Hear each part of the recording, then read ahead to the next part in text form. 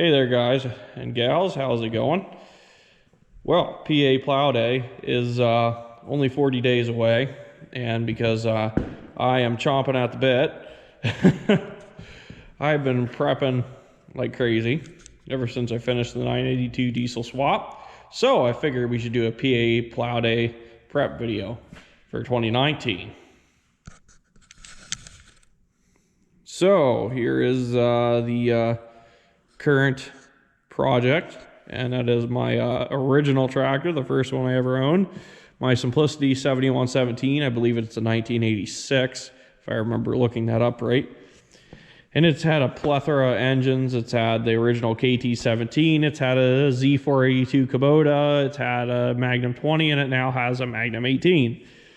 And so this thing has a grocery list of items it needs done for plow day. I already put a set of Carlisle True Power 23 1050 12s on its original wheels. I had stolen the ones that I had from my Cub Cadet Diesel and put on it to plow with in the winter. But we got that done. The Magnum 20 I had on it was wired for a oil pressure sensor, and so I have the red light there to warn you when you don't have oil pressure. And this Magnum 18 didn't have one, so I put a sensor in and wired it into the plug, and so we now have a idiot light that'll say, hey idiot, there's no oil pressure, in case that ever happens.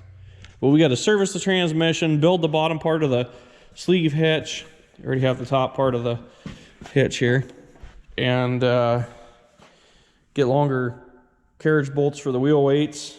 We're going to do poor man's power steering, which I got that idea from Zippo Varga. And we're going to do another video about this, its own video, and I'll show you what to do, and I'll put links in the description for Zippo Varga's video. Very, very knowledgeable fellow when it comes to Alice Chalmers and Simplicity garden tractors.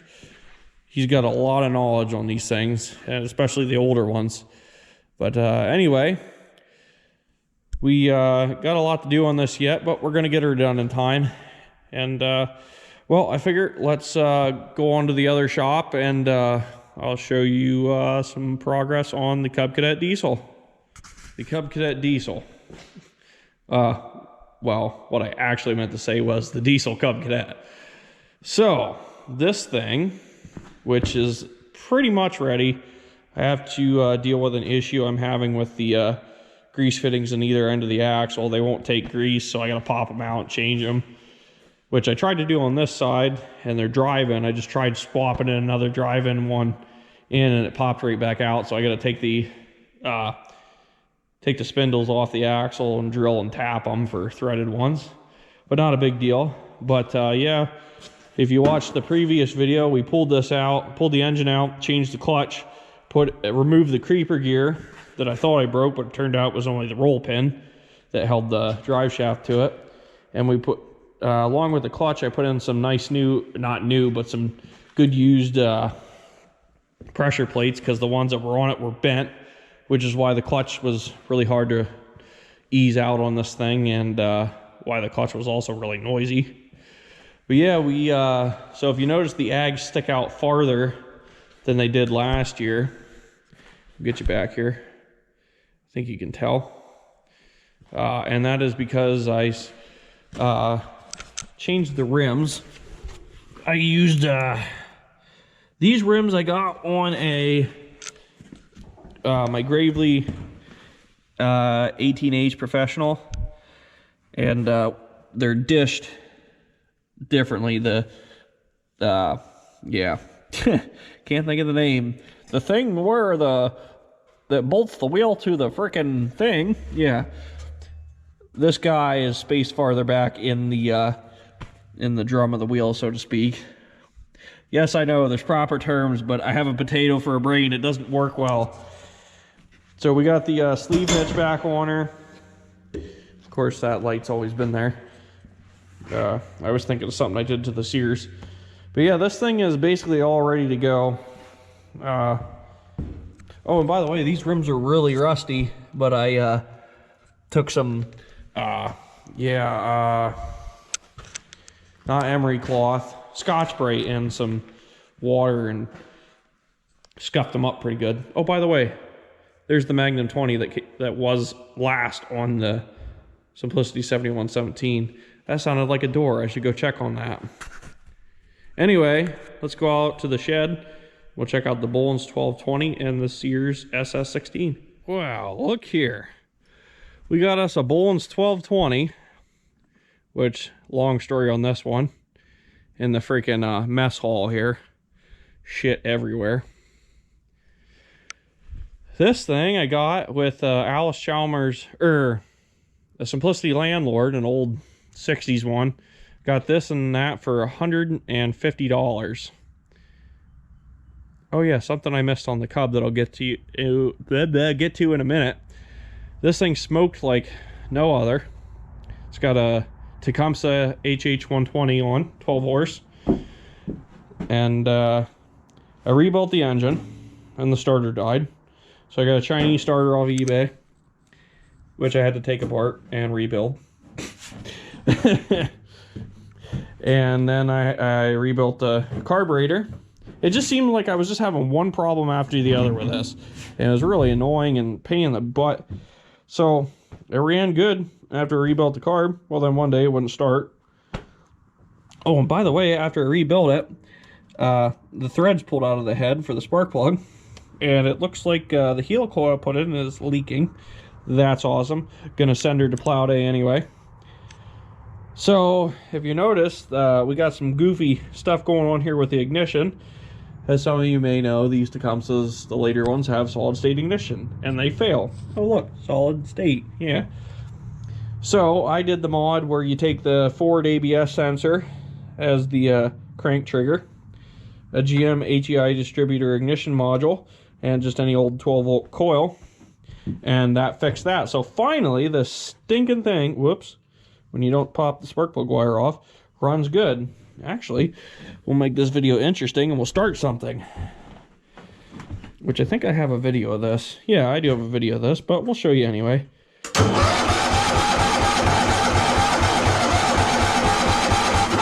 Interesting. There we go. Just wanted more choke. I didn't have it choked enough, otherwise it would have fired right up.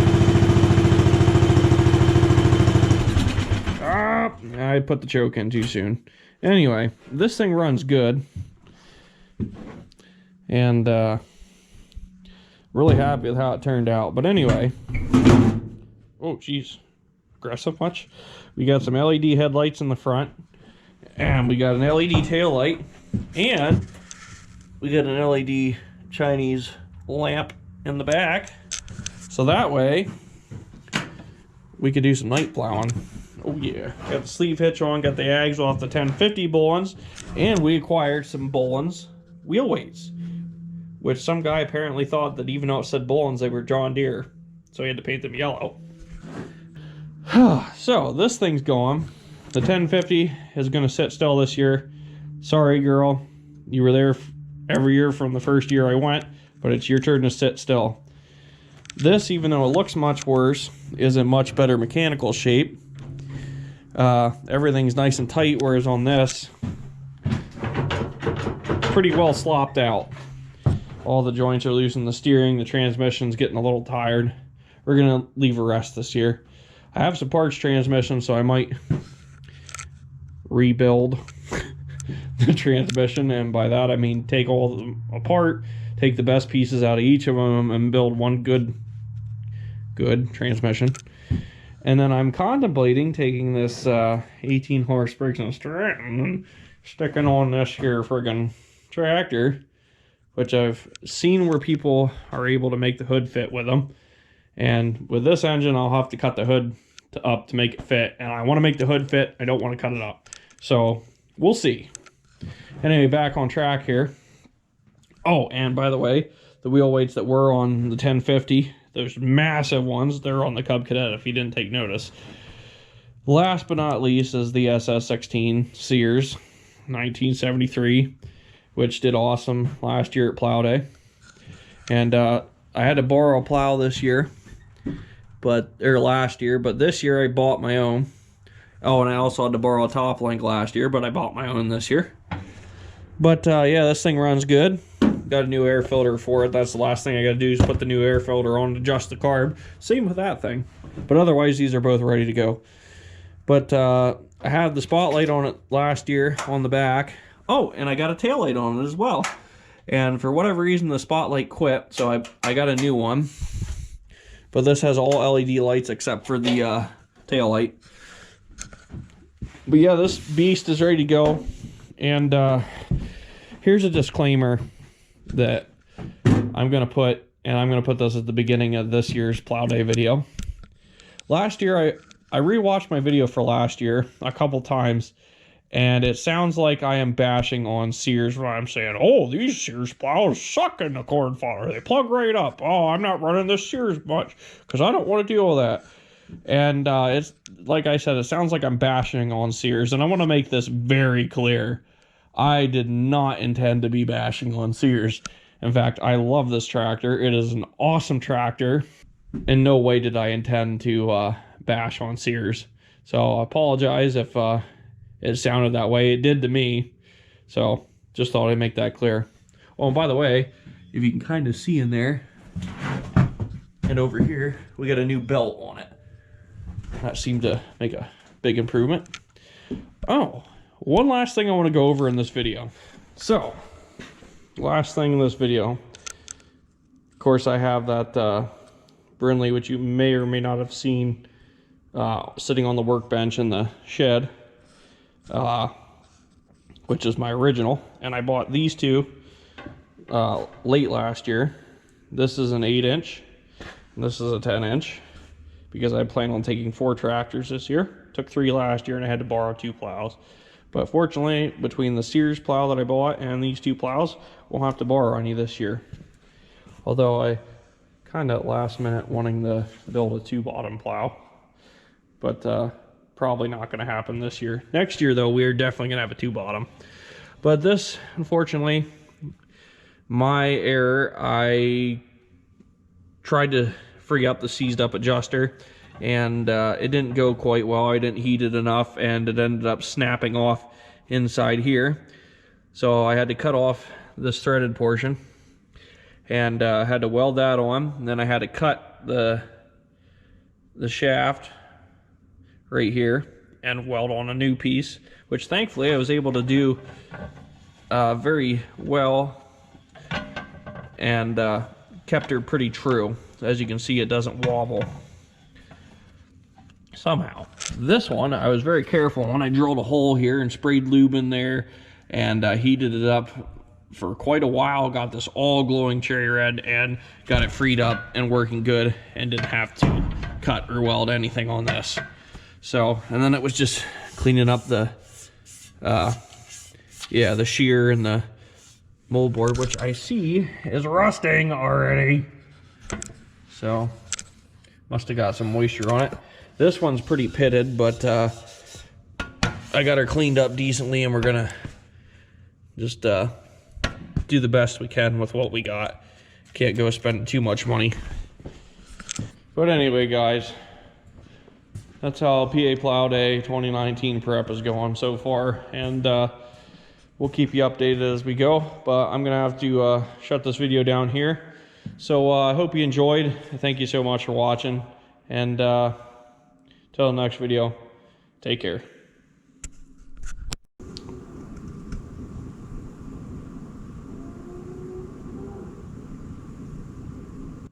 What in the fuck is that sound?